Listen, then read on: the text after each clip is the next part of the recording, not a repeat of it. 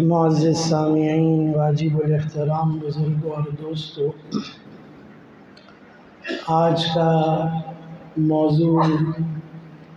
یہ غزہ اور فلسطین کے حالات ہیں، اور اس موقع کے اوپر جو مسلمانوں کی حمیت اور دینی اسلامی انسانی ہمدردی کے جو تقاضے ہیں، اور اس موقع کے اعتبار سے جو ہماری ذمہ داریاں ہیں، اور اس کا ارض مقدسہ کا جو تاریخی پس منظر ہے، اس پر انشاءاللہ آج کی نشست میں کچھ بات کروں گا۔ سب سے پہلے تو اس بات کو سمجھ لیں کہ یہ بات تو بالکل واضح ہے کہ یہ جگہ، اس کو انبیاء کی سرزمین کہا گیا، انبیاء کا مسکن کہا گیا، اور بہت سے انبیاء علیہ السلام کی بعثت اسی ارض مقدسہ میں ہوئی ہے۔ حضرت ابراہیم علیہ السلام نے پہلے یہاں فلسطین ہجرت فرمائی، اور گویا یہ جگہ ان کا مسکن بنا، اور اس کے بعد انبیاء علیہ السلام کا سلسلہ یہاں جاری ہوا۔ حضرت یعقوب علیہ السلام بھی یہیں تھے، اور اسرائیل یہ حضرت یعقوب علیہ السلام کا لقب ہے، جس کے معنی عبداللہ کے ہیں۔ اور جب حضرت یوسف علیہ السلام مصر چلے گئے، اور جب اللہ رب العزت نے ان کو مصر کی بادشاہت عطا فرمائی، تو پھر حضرت یعقوب علیہ السلام بھی اپنے باقی بیٹوں کے ساتھ مصر چلے گئے، اور بنی اسرائیل یہ مصر میں گویا آباد ہو گئے، حضرت یعقوب علیہ السلام کے بیٹے۔ اور جب دین سے انحراف کیا، دین سے روگردانی کی، جو اللہ کے احکامات تھے ان کو چھوڑا، تو گویا اللہ کی طرف سے یہ عذاب مسلط ہوا کہ ایک ظالم بادشاہ فرعون کی صورت میں بنی اسرائیل پر مسلط کیا گیا۔ پھر اللہ رب العزت نے بنی اسرائیل کی رہنمائی کے لیے حضرت موسیٰ علیہ السلام کو بھیجا مصر، اور حضرت موسیٰ علیہ السلام کو نبوت ملی، انہوں نے فرعون کو اللہ کی طرف بلایا، اور ساتھ ہی بنی اسرائیل کی بھی تعلیم و تربیت دوبارہ سے شروع فرمائی، اللہ کے احکامات پر کھڑا کیا، نماز پہ اور دیگر احکامات پہ۔ اور پھر جب اللہ کی طرف سے یہ مدد و نصرت ہوئی اس صورت میں کہ بنی اسرائیل کو حکم ہوا، حضرت موسیٰ علیہ السلام کو کہا گیا کہ آپ یہ مصر چھوڑ دیں، اور مصر چھوڑ کر آپ دوبارہ یہ فلسطین کے علاقے میں چلیں۔ حضرت موسیٰ علیہ السلام بنی اسرائیل کو لے کر نکلے ہیں، فرعون نے پیچھا کیا، اور جو سامنے دریا تھا اس میں بنی اسرائیل کو جگہ ملی، اور انہوں نے پانی کو پار کر لیا اللہ کے حکم سے، اور اسی پانی کے اندر اللہ رب العزت نے فرعون کو غرق کر دیا۔ یہاں اللہ رب العزت نے قرآن کریم میں اس کا حکم بیان کر دیا، فرمایا یا قوم ادخلوا الارض المقدسۃ التی کتب اللہ لکم ولا ترتدوا علی ادبارکم فتنقلبوا خاسرین۔ فرمایا کہ اے قوم، یہ ارض مقدسہ میں داخل ہو جاؤ، اور فرمایا یہ اس کے ساتھ حکم بھی گویا دے دیا گیا، اللہ نے یہ تمہیں دے دیا گیا، تمہیں یہ چیز دی ہے اللہ رب العزت نے، لیکن ساتھ ہی فرمایا دیکھو دین سے روگردانی نہیں کرنا، جو اللہ رب العزت کے احکامات ہیں اس کو پورا کرنا، اللہ کی فرما برداری کرو گے، نبی کی اطاعت کرو گے، تو یہ ارض مقدسہ کے ساتھ دیگر فضائل بھی تمہیں حاصل ہو جائیں گے۔ پھر قرآن کریم میں بنی اسرائیل کے فضائل خود اللہ رب العزت نے بیان فرمایا، یا بنی اسرائیل اذکروا نعمتی التی انعمت علیکم وانی فضلتکم علی العالمین۔ فرمایا بنی اسرائیل، اللہ رب العزت نے کیسا فضل کیا ہے تم پر، اور کیسا انعام فرمایا ہے کہ سارے عالم پر اللہ رب العزت نے تمہیں فضیلت دی، اللہ رب العزت نے ایک خاص مقام تمہیں عطا کیا ہے باقی لوگوں کے مقابلے میں، اللہ رب العزت نے امامت عطا کی ساری دنیا کے اعتبار سے، انسانیت کے اعتبار سے بنی اسرائیل کو، اور ان کے لیے اور بھی فضائل قرآن کریم میں اللہ رب العزت نے بیان کیے، وَظَلَّلْنَا عَلَيْكُمُ الْغَمَامَ وَأَنزَلْنَا عَلَيْكُمُ الْمَنَّ وَالسَّلْوَىٰ كُلُوا مِن طَيِّبَاتِ مَا رَزَقْنَاكُمْ وَمَا ظَلَمُونَا وَلَٰكِن كَانُوا أَنفُسَهُمْ يَظْلِمُونَ۔ وَإِذْ قُلْنَا ادْخُلُوا هَٰذِهِ الْقَرْيَةَ فَكُلُوا مِنْهَا حَيْثُ شِئْتُمْ رَغَدًا وَادْخُلُوا الْبَابَ۔ فرمایا جب یہ وہاں پر پہنچے ہیں تو رہنے کے لیے جگہ نہیں تھی۔ اللہ رب العزت نے سائے کا دن کے وقت جب اس کی شکایت ہوئی کہ ہمیں جو ہے دھوپ میں رہنا پڑتا ہے، سائے کے لیے کوئی جگہ نہیں، تو اللہ رب العزت نے بادل بھیج دیے جو دن میں ان میں سایہ کیے رہتے ہیں۔ اور جب پانی کے لیے مشکل پیش آئی کہ پانی کا انتظام نہیں، تو حضرت موسیٰ علیہ السلام کو حکم دیا آپ پتھر پہ اپنا عصا مارے، اپنی چھڑی کو مارے۔ حضرت موسیٰ علیہ السلام نے اپنی چھڑی اس پر ماری، اس سے 12 چشمے اللہ رب العزت نے پانی کے جاری کر دی۔ 12 قبیلے تھے ان کے، 12 بیٹے تھے حضرت یعقوب علیہ السلام کے، تو پانی کا بھی انتظام کر دیا۔ اور پھر یہاں تک بنی اسرائیل نے کہا یہ جب یہ اس کے ساتھ کھانے کے لیے کیا انتظام ہوا، تو اللہ رب العزت نے من و سلوہ یہ کھانے کا انتظام کر دیا بغیر کسی محنت کی۔ یہ چیزیں تو وہ ہیں جو خود قرآن کریم میں اللہ رب العزت بیان کر رہے ہیں، اور فرمایا یہ کھانے کا انتظام کہ من و سلوہ ان کو بنا کسی محنت کے اللہ رب العزت نے یہ چیز ان کو بھی عطا کر دی اس کے اندر۔ یہ فضائل خود قرآن کریم میں اللہ رب العزت نے بیان کیے ہیں اس سے متعلق، یہاں تک کہ جب اس کھانے سے ان کا دل بھر گیا تو انہوں نے حضرت موسیٰ علیہ السلام سے کہا اب یہ ایک ہی چیز کھانے کا دل نہیں کرتا، اس کو بھی تبدیل کیا جائے۔ تو فرمایا وَإِذْ قُلْتُمْ يَا مُوسَىٰ لَن نَّصْبِرَ عَلَىٰ طَعَامٍ وَاحِدٍ فَادْعُ لَنَا رَبَّكَ يُخْرِجْ لَنَا مِمَّا تُنبِتُ الْأَرْضُ مِن بَقْلِهَا وَقِثَّائِهَا وَفُومِهَا وَعَدَسِهَا وَبَصَلِهَا قَالَ أَتَسْتَبْدِلُونَ الَّذِي هُوَ أَدْنَىٰ بِالَّذِي هُوَ خَيْرٌ۔ فرمایا یہ ایک کھانے پر ہمارا گزارا نہیں، ہمیں تو پیاز بھی چاہیے، ہمیں لہسن بھی چاہیے، ہمیں دالیں بھی چاہیے۔ فرمایا ٹھیک ہے اس زمین پر محنت کرو، اللہ رب العزت نے تمہیں بڑی اعلیٰ چیز عطا کی تھی، تم اس کے مقابلے میں خود محنت کرنا چاہتے ہو اور یہ چیزیں حاصل کرنا چاہتے ہو، اللہ رب العزت تمہیں یہ بھی دے دے۔ یہ ساری چیزیں اللہ رب العزت نے قرآن کریم میں ان سے متعلق بیان کی، یہاں تک کہ ان کو یہ گمان ہونے لگا نحن ابناء اللہ واحباؤہ، ہم تو اللہ کے بیٹے ہیں، ہم اللہ کو سب سے زیادہ محبوب ہیں اس کے اندر۔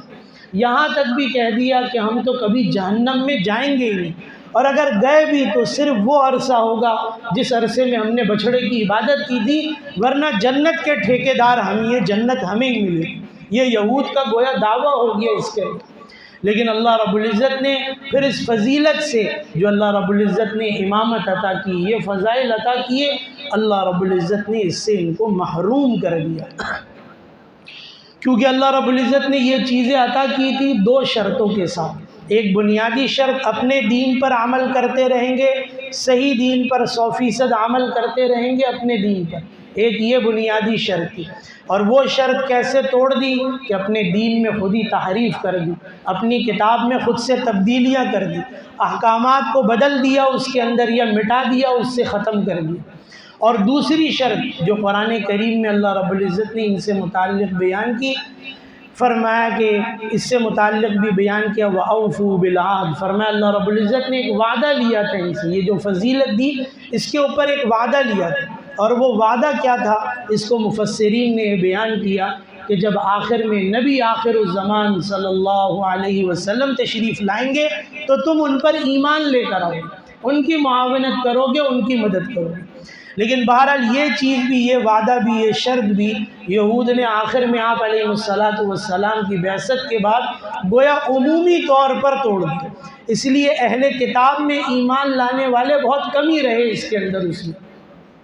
اور حالانکہ اصل مطالبہ انہی سے تھا کہ ان کے پاس پہلے سے کتاب موجود تھی، ان کے پاس آپ علیہ السلام کی نشانیاں موجود تھیں، اور یہاں تک بیان کیا گیا کہ اپنی اولاد سے زیادہ یہ آپ علیہ السلام کو پہچانتے تھے، لیکن بہرحال یہ چیز بھی رہی کہ انہوں نے اس وعدے کو، اس شرط کو بھی بنی اسرائیل نے پورا نہ کیا۔ بہرحال اس فضیلت کے بعد اس سے محروم ہوئے، اور آگے چل کر حضرت سلیمان علیہ السلام کی جو ہے وہ حکومت و نبوت اور بادشاہت کا زمانہ آیا ہے، اور حضرت سلیمان علیہ السلام نے، بہرحال یہ یہود کا مرکز تو بن گیا عبادت کے اعتبار سے، لیکن حضرت سلیمان علیہ السلام نے باقاعدہ یہاں ان کے لیے عبادت کی جگہ بنائی جس کو ہیکل سلیمانی کہا گیا، اور جنات کو اس خدمت پر لگایا گیا کہ وہ اس جگہ کو تعمیر کریں، اور ان کے مرنے کے بعد بھی ایسی بادشاہت تھی کہ جنات ایسے خوف زدہ رہتے تھے ان سے کہ ان کے حضرت سلیمان علیہ السلام کے انتقال کے بعد بھی جو ہے جنات اس کام میں لگے رہے، اور بہرحال وہ تعمیر ہوئی، اور پھر وقت کے حساب سے یہ تعمیر ٹوٹتی رہی، ختم ہوتی رہی۔ سورہ بنی اسرائیل کے اندر اللہ رب العزت نے اس کو خود بھی بیان کیا، اس اعتبار سے کہ جب یہ دین سے دور ہوئے بنی اسرائیل تو اس وقت بھی ظالم حکمران کو، بادشاہ کو اللہ رب العزت نے مسلط کیا، جس نے ان کے گھروں کو مسمار کر دیا، ختم کر دیا، ان کے عبادت خانوں کو گرا دیا اس نے، اور ان کے لوگوں کو قتل کیا اس نے۔ تو فرمایا یہ خود بنی اسرائیل کے اندر اللہ رب العزت نے سورہ بنی اسرائیل میں اس کو بیان کیا۔ بہرحال یہ چیزیں رہی اس اعتبار سے۔ اس کے بعد حضرت عیسیٰ علیہ السلام بھی کیونکہ اسی جگہ پیدا ہوئے، اور اس کے بعد جب پچھلی کتاب منسوخ ہوئی، پچھلا دین منسوخ ہوا، تو حضرت عیسیٰ علیہ السلام ان کو کتاب ملی،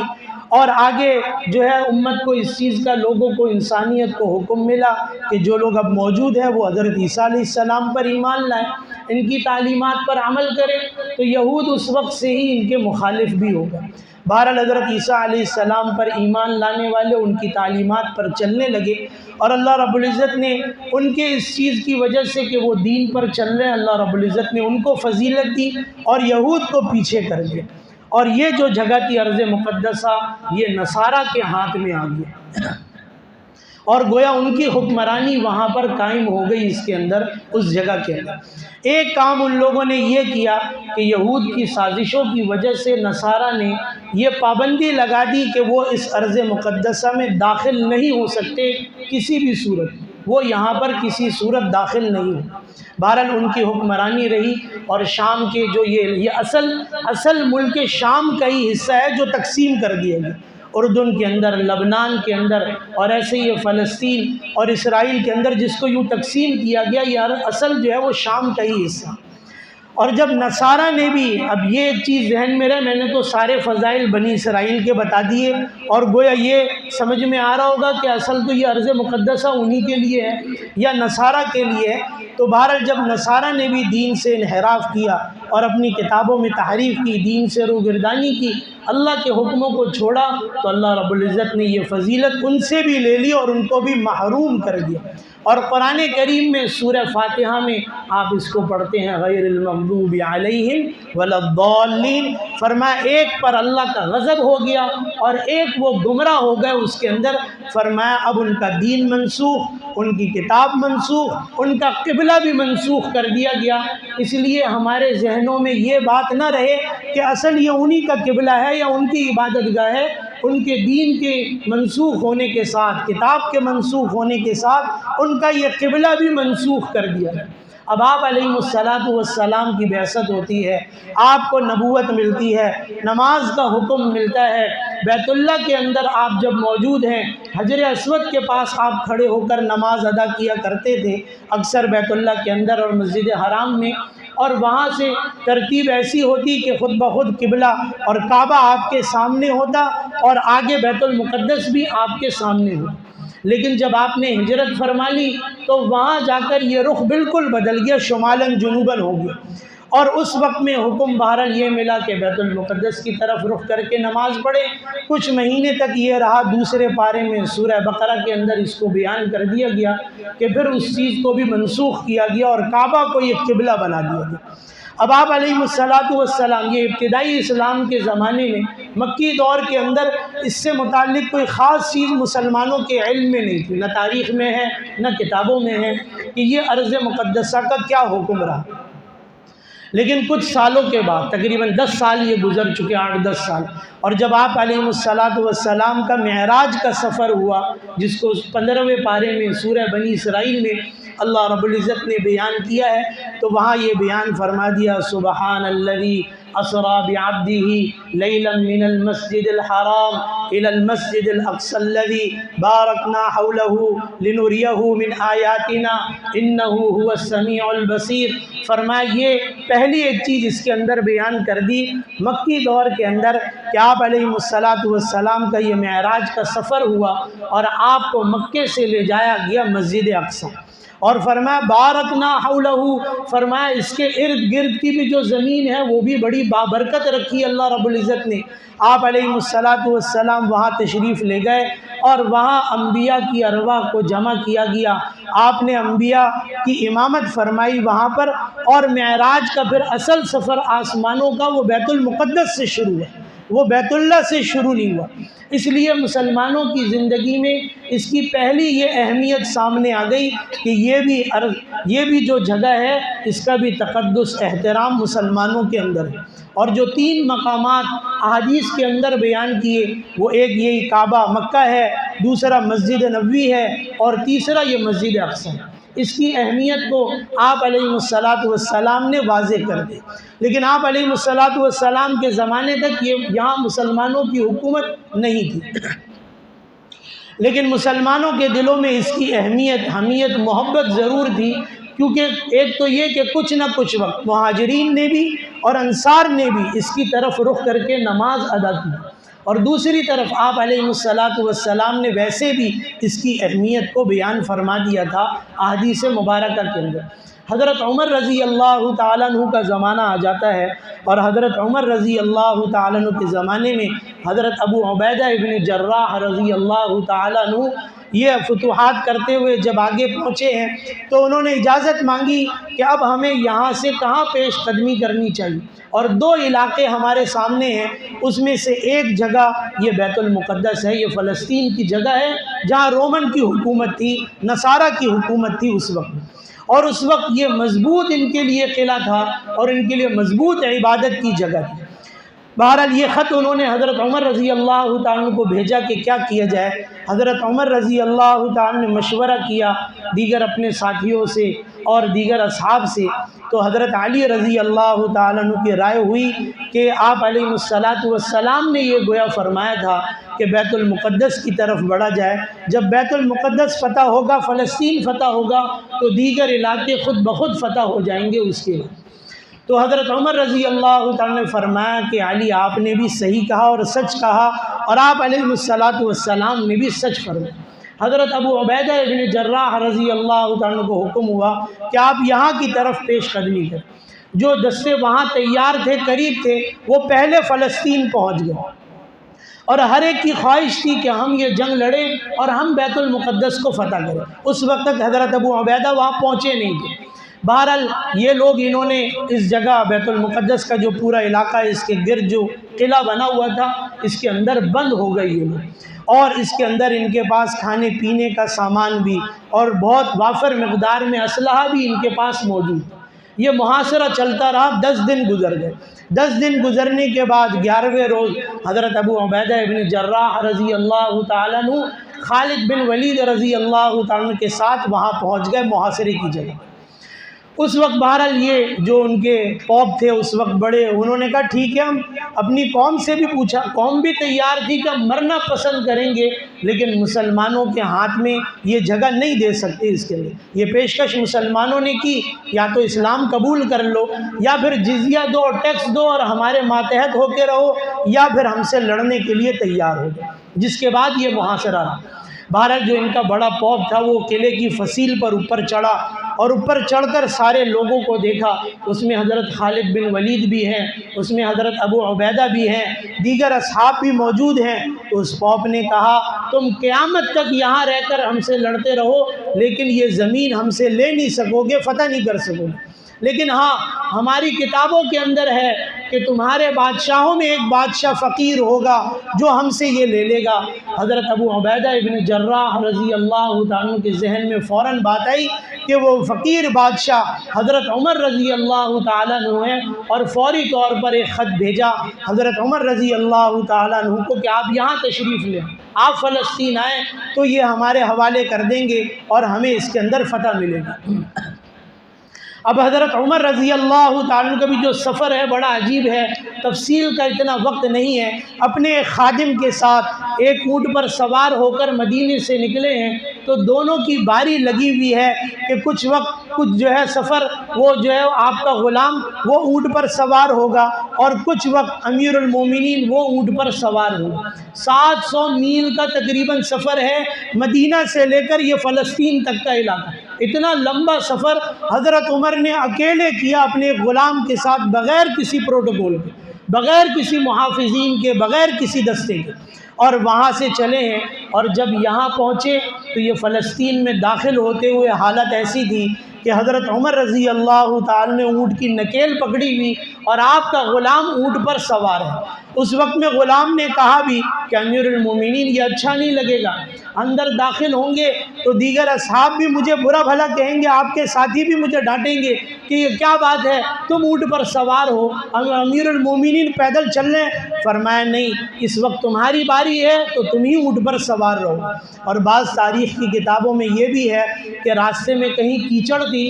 تو جوتے خراب ہو گئے، چپل خراب ہو گئی، تو حضرت عمر رضی اللہ عنہ نے وہ بھی ہاتھ میں پکڑی ہوئی۔ جب پہنچے ہیں لشکر کے پاس تو حضرت ابو عبیدہ ابن جراح رضی اللہ تعالیٰ نے کہا کہ امیر المومنین تھوڑا آرام کر لیں اور ایسے ہی اپنے کپڑے بدل لیں، کچھ اچھے سے کپڑے پہن لیں، سفر سے آئے ہیں، اس وقت یہ کپڑے ایسے اچھے نہیں لگ رہے، اس وقت میں ان سے بات چیت ہوگی، ان کے بڑے لوگ سامنے آئیں گے۔ دل میں یہ خیال بھی پیدا ہوا۔ بعض تاریخ کی کتابوں میں لکھا ہے بدل بھی لیے کپڑے، لیکن اس کے بعد پھر دوبارہ کپڑے اتارے اور جس لباس میں آئے تھے وہی دوبارہ پہنے۔ کہا کہ جس حالت ہمیں اللہ نے عزت وہ اسلام کی وجہ سے دی ہے، ہمیں لباس کی وجہ سے نہیں دی ہے، ہمیں عزت اسلام کی وجہ سے ملی، مجھے اس لباس سے اور اچھی سواری سے کوئی فرق نہیں پڑتا۔ اور جب اس پوپ نے حضرت عمر رضی اللہ تعالیٰ کو دیکھا کہ جس وقت اندر داخل ہو رہے تھے اس وقت دیکھا تو غلام کیونکہ اونٹ پر سوار تھا، کہا یہ تمہارا امیر ہے؟ تو کہا نہیں، یہ ہمارا امیر نہیں، ہمارا تو امیر وہ ہے جس نے سواری کی نکیل پکڑی ہوئی ہے۔ کہا ہماری کتابوں کے اندر یہی نشانی اس کی بیان کی تھی، کوئی لڑائی نہیں ہوئی، کوئی جنگ نہیں ہوئی، اور ان لوگوں نے یہ چابی مسجد اقصیٰ کی مسلمانوں کے حوالے کر دی اس کے اندر، اور تقریباً 450 سال مسلمانوں کی حکومت رہی یہاں پر اس کے اندر۔ ایک کام یہ کیا حضرت عمر رضی اللہ تعالیٰ نے کہ یہ یہود کے لیے بھی مقدس جگہ ہے، اس سے پہلے نصارہ نے بند کیا ہوا تھا، حضرت عمر نے اجازت دے دی کہ وہ آ سکتے ہیں، یہاں اپنی عبادت کر سکتے ہیں، اس ارض مقدسہ میں جو ان کی مقدس مقامات ہیں اس کو دیکھ سکتے ہیں۔ لیکن نصارہ سے یہ معاہدہ تھا کہ وہ یہاں رکیں گے نہیں، یہاں ٹھہر نہیں سکتے، یہاں جگہ خرید نہیں سکتے، یہاں رہ نہیں سکتے، آئیں کچھ وقت رہیں، عبادت کریں اور یہاں سے چلے جائیں۔ یہ حضرت عمر رضی اللہ تعالیٰ نے اس وقت میں اجازت دی۔ بہرحال یہ 450 سال کی حکومت کے بعد دوبارہ رومن نے، ان نصارہ نے، عیسائیوں نے حملہ کیا، اور تقریباً 51 برس جو ہے وہ ایسے رہے کہ مسلمانوں کے ہاتھ سے پھر سے نکل گئے، اور ایسے ہی 1187 میں تقریباً صلاح الدین ایوبی نے پھر حملہ کیا، اور اس کے بعد پھر مسلمانوں کی حکومت وہاں قائم رہی جو تقریباً 750 سال رہی۔ اور دوسرے جنگ عظیم کے بعد یہ جب چیزیں تقسیم ہوئی اس کے اندر، برطانیہ کی حکومت قائم ہوئی اس کے اندر، تو اس کو مختلف حصوں میں ایک تو پورے شام کو تقسیم کر دیا، اور دوسری طرف یہ فلسطین کا تنازع اٹھا تو اس کو بھی تقسیم کر دیا کہ ٹھیک ہے کچھ حصہ مسلمانوں کو ملے جس کو فلسطین کہا جائے، اور یہ اپنی مستقل ٹھکانے کے لیے جو اس وقت سے کوشش کر رہے تھے کچھ حصہ یہ یہودیوں کو دے دیا جائے کہ یہ ان کے لیے ملک بنا دیا، اور فوری طور پر اس کو ایک علیحدہ مملکت تسلیم بھی کر لیا ان لوگوں نے۔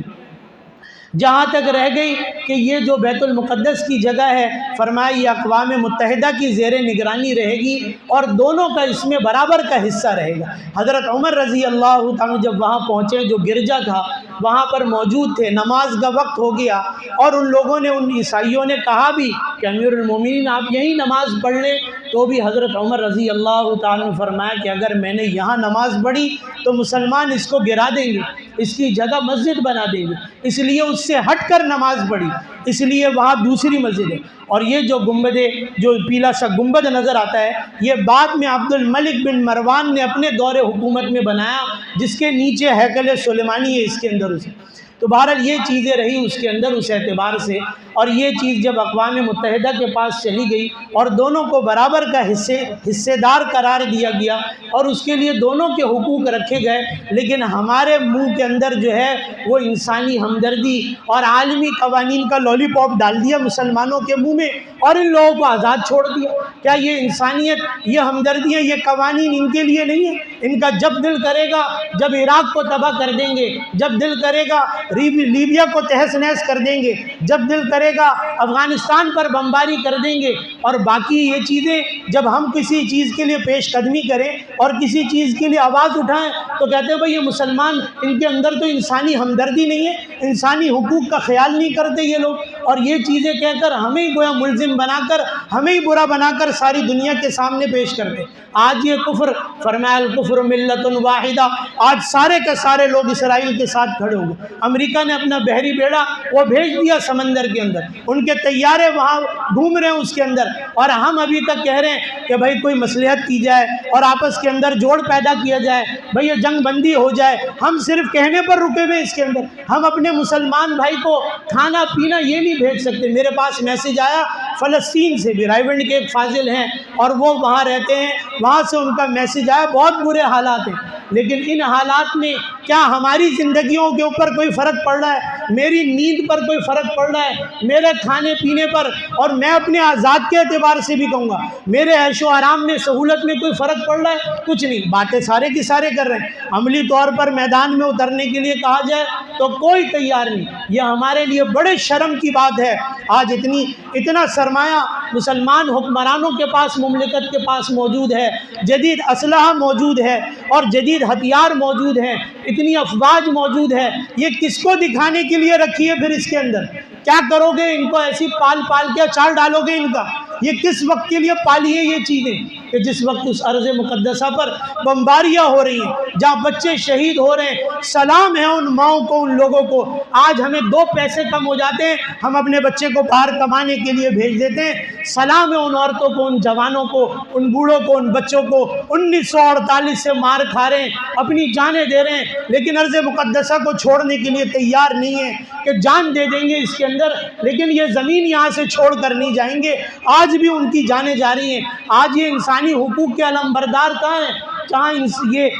یہ جو رہائشی علاقے وہاں بمباریاں ہو رہی ہیں، اس کی ویڈیوز نہیں ہیں، صحافی جا نہیں سکتے، میڈیا دکھا نہیں سکتا، یہ پابندیاں لگی ہوئی، کھانا بند ہو گیا، بجلی بند ہو گئی، پانی بند ہو گئی۔ آپ ان کے لیے لڑنے کی امداد تو دور کی بات، کھانا پینا بھی نہیں بھیج سکتے، اتنے کمزور ہو گئے مسلمان۔ آج ہمارے پاس کچھ نہیں اس کے اندر۔ آج ہم سارے مسلمان حکمران مل کر پوری دنیا پر زور نہیں ڈال سکتے، بند کر دو تجارت، نہیں کرنی ان کے ساتھ خرید و فروخت، نہیں کرنے ان کے ساتھ معاملات۔ کیا اتنی دینی غیرت اور اہمیت نہیں؟ آپ علیہ السلام نے فرمایا مسلمان کی مثال، فرمایا ایک جسم کی مانند ہے، فرمایا آنکھ میں درد ہو تو فرمایا پورے جسم میں درد ہوتا ہے، لیکن فرمایا آج ہماری مثال ایسی نہ رہی، ہم آرام کی زندگی گزار رہے ہیں، دوسری طرف مسلمان اس حال میں پریشان، کشمیر میں پریشان۔ ہم صرف باتوں کے اوپر رہ گئے، قراردادوں کے اوپر رہ گئے، لکھ کے پرچے لکھ کے فائلیں بھر گئی ہیں، دفتر بھر گئے ہیں، لیکن ہماری بات کیوں نہیں سنی جاتی اس کے اندر؟ کیا اتنی بھی طاقت نہیں، اتنی بھی غیرت نہیں مسلمانوں کے اندر کہ اس کے لیے صحیح معنوں میں آواز اٹھا سکیں؟ چلو ٹھیک ہے، فوج نہ صحیح، اسلحہ نہ صحیح، تو کھانا پینا تو بھیج سکیں اس کے اندر، ان کے لیے کھانے پینے کا تو انتظام ہو، طبی سہولیات کا تو انتظام ہو سکے ان کے لیے اس کے اندر۔ ان حالات میں یہ چیزیں بھی مسلمان نہیں کر سکتے۔ مصر جیسی حکومت جو پڑوس میں ہے، اسرائیل کے ساتھ سرحد لگی ہوئی ہے،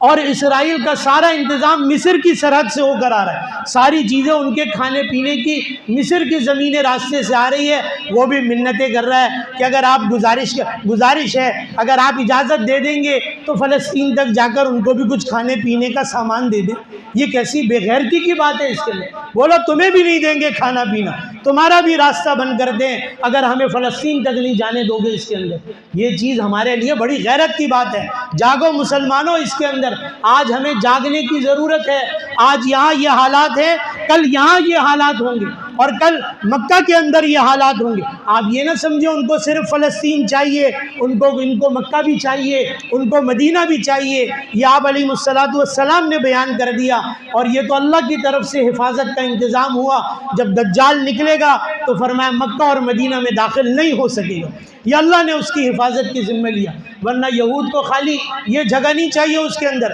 فرمایا ان کو مکہ بھی چاہیے، ان کو مدینہ بھی چاہیے، ان کو پوری دنیا کے اندر حکمرانی چاہیے۔ اس اعتبار سے جو ان کی کتابوں میں موجود ہے، یہ بہرحال اپنی جگہ وہم و خیال ہے ان کا، یہ دھوکہ ہے۔ مسلمانوں کی پستی آئے گی، اس کے اندر کچھ زوال آئے گا، اس کے اندر جانیں جائیں گی، اس میں قربانیاں ہوں گی، لیکن یہ بھی اللہ کا فیصلہ ہے، اسلام ہی غالب ہو کر رہے گا اور اسلام کی حکومت پوری دنیا پر قائم ہو کر رہے گی۔ یہ ہمارے لیے یہ چیز ہے کہ ان حالات میں میرے دل میں کیا جذبہ ہے، میرے احساسات کیسے ہیں، میرے اندر کیسی بے چینی پائی جاتی ہے کہ جس وقت میں مسلمانوں کے یہ حالات ہیں، کیا یہ میرے ہاتھ دعا کے لیے جب اٹھتے ہیں تو میں ان کے لیے دعا مانگ رہا ہوں کہ نہیں مانگ رہا اللہ سے، ان کے لیے مدد و نصرت مانگ رہا ہوں یا نہیں مانگ رہا، اور اگر جان سے مال سے موقع ملتا ہے تو میں ان کی مدد کر سکوں گا یا نہیں کر سکوں گا۔ آپ علیہ الصلوۃ والسلام نے فرمایا پوری مسلم امہ پر، پوری دنیا کو کفار وہ ٹوٹ پڑیں گے، اور یہی صحابی نے جب پوچھا کہ ایسا کیوں ہوگا، کیا ہماری تعداد کم ہوگی، تو آپ علیہ الصلوۃ والسلام نے فرمایا نہیں، اس وقت تم تعداد کے اعتبار سے سب سے زیادہ ہوگے۔ پھر فرمایا اللہ کے رسول ایسا کیوں ہوگا، فرمایا تمہارے دل میں وہن پیدا ہوگا۔ فرمایا اللہ کے رسول وہن کیا ہے، فرمایا دنیا کی محبت ہے اور قتال سے کراہیت ہے، جہاد یہ ہماری زندگیوں سے نکال دیا گیا۔ ہمیں تو کہا گیا کہ یہ تو گویا خواہش نفس کے اوپر لڑنا ہے، ملکوں پر قبضہ کرنا ہے اور دنیا کا سرمایہ ہتھیانا ہے، جہاد کا مقصد کہیں یہ نہیں، نہ قرآن میں نہ حدیث میں۔ اس کی برائی ہمارے ذہنوں میں، ہمارے نوجوانوں کے ذہنوں میں ڈال دی۔ آج مولوی صاحب جہاد پہ بات نہیں کرنا، ہماری کتابوں کے اندر، ہمارے سلیبسوں کے اندر بس امن کی بات کرو، سلامتی کی بات کرو، محبت کی بات کرو، تو ٹھیک ہے یہ چیزیں کرتے ہیں، اسلام تو ہے ہی سلامتی، اسلام کے اندر تو ہے ہی امن اس کے اندر،